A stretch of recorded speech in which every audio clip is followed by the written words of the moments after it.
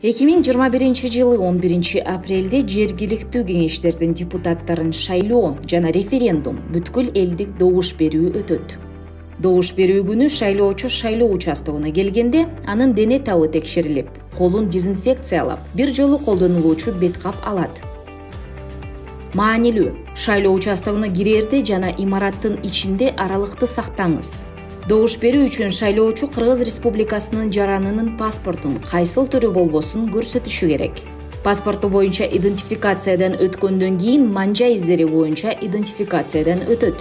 Эгерде ал мүмкүн болбосо, идентификациялоо шайлоочунун жүзүнүн биометриясы боюнча өткөрүлөт. Бардык жабдыктар мезгил менен дезинфекцияланып турат. Идентификациялоодон ийгиликтүү өткөндөн кийин шайлоонун жана референдумдун бюллетендеrini алмашуу үчүн жарандарга 2 чек берилет. Көңүл буруңуз. Шайлоодо жана референдумда добуш берүүнүн катышуучулары өз-өзүнчө эсепке алынат. Комиссия мүчөлөрү шайлоочу тууралуу маалыматты шайлоочулардын жана референдумдун катышуучуларынын кагаз жүзүндөгү тизмелерине каттап, добуш берүү үчүн бюллетендерди берет. Эгерде сиз бир эле добуш берүүгө катышсаңыз, бир бюллетень берилет.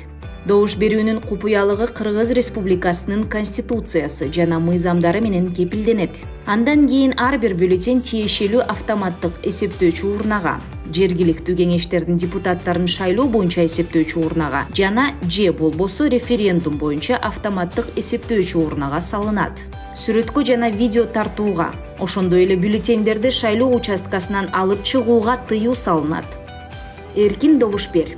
Ар бир добуш маанилүү. Ар бир добуш эске алынат.